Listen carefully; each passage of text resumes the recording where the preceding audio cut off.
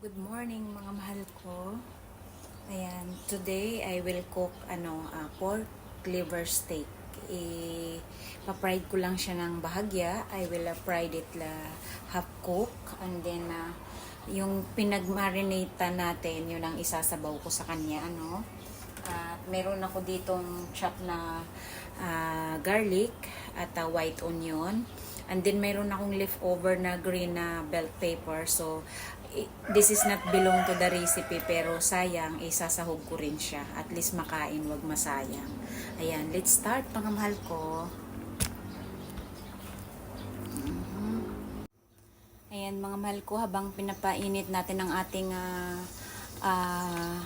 pan, ayan, at ang ating oil. Ito po yung minarinate ko sa soy sauce, dark soy sauce, and lemon, kasi wala akong kalamansi, and then nilagyan ko siya ng black pepper na powder, at saka yung ating konting oyster, at garlic po, ayan po. Ayan. Maglagay na tayo mga mahal ko, naririnig nyo na.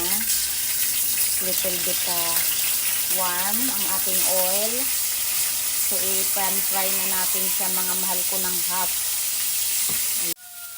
Ayan po mga mahal ko, pinapan-fry na natin. Iha-half cook lang natin yan. And then, later on, ilalagay ko na yung ating new chopped garlic na fresh para medyo magisa siya at saka magkaroon ng another aroma at another flavor din po.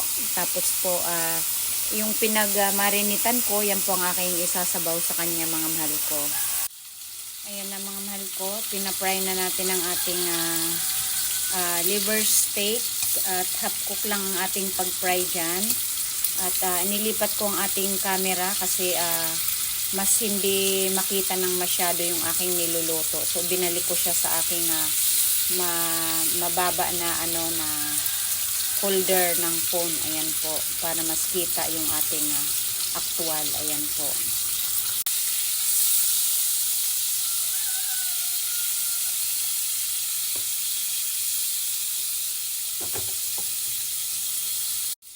Ayan, baliktarin na po natin.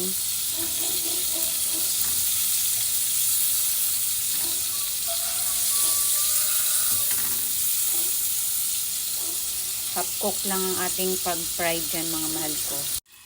Hanguin na natin siya mga mahal ko.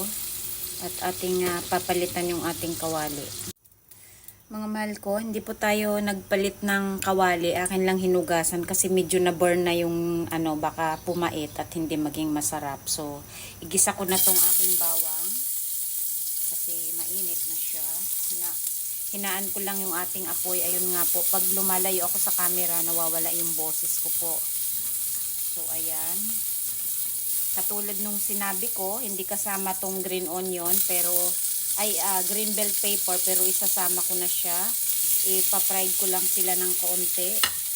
Igisa ko lang ng kaunti yan mga mahal ko bago ko ilagay yung ating steak para lang po bumango siya.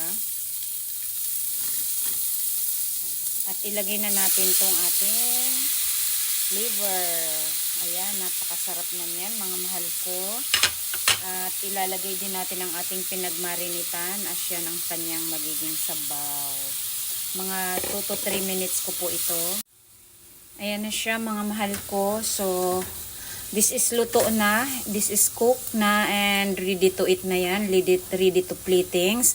Ngayon mayroon po ako lamig na rice. Hindi po ako magsasaing. So, pag inalis ko to sa kawali, aking ipiplatings na. Ito naman ang aking ilalagay sa kawali para may lasang ating rice. Pero hindi ko siya ipapry. Diyan ko lang iinitin mga mahal ko. Ayan. Ang yummy na ng ating pork steak. Ayan po. Naku, masarap. Ayan, i-platings na natin siya mga mahal ko. So yummy. Okay, at ilagay natin ang ating rice. Ayan, initin natin siya dyan para may lasa.